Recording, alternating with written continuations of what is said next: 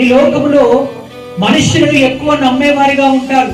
కొంతమంది స్నేహితులను నమ్ముతారు, కొంతమంది బంధువులను నమ్ముతారు, కొంతమంది ఎక్కువగా వారికి ఉన్నటువంటి ఆత్మీయులని ఎవరైతే వారు భావిస్తున్నారో వారిపైన ఎక్కువగా నమ్మకం ఉంచుతారు.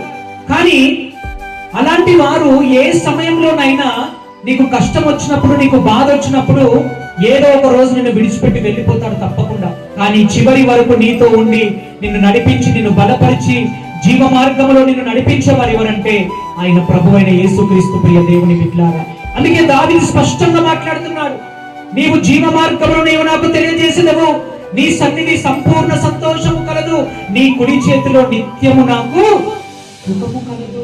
ఎప్పుడు దేవుని చేతిలో మనం ఉంటే మనకేం కలుగుతుందండి? సుఖము కలుగుతుందంట. డబ్బులుంటే సుఖం ఉండదండి. బాగా ధనం ఉంటే కూడా ప్రశాంతంగా నిద్రపోరు. గుర్తుపెట్టుకోండి.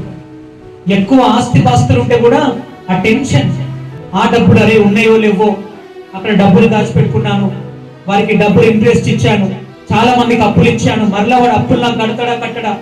ఇలాంటి ఆలోచనల ద్వారా చాలా డిస్టర్బెన్స్, కన్ఫ్యూజన్, టెన్షన్.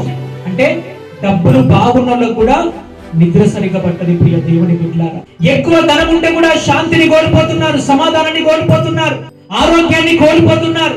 కానీ ఈ లోకంలో యేసు ప్రభుని గనుక నువ్వు సంపాదించుకుంటే నీ దగ్గర ఏ ధనమో, ఏ సంపద, ఏ ఆస్తిపాస్తులు నీ దగ్గర ఏది ఉన్నా లేకున్నా సుఖవంతమైనటువంటి, ఫలభరితమైనటువంటి జీవితాన్ని, సంతోషదాయకమైనటువంటి జీవితాన్ని, ప్రతిరోజు నెమ్మది అనుభవించే ఆ స్థితిని నా దేవుడు నీకు అనుగ్రహిస్తాడు. ప్రియ దేవుని బిడ్డలారా.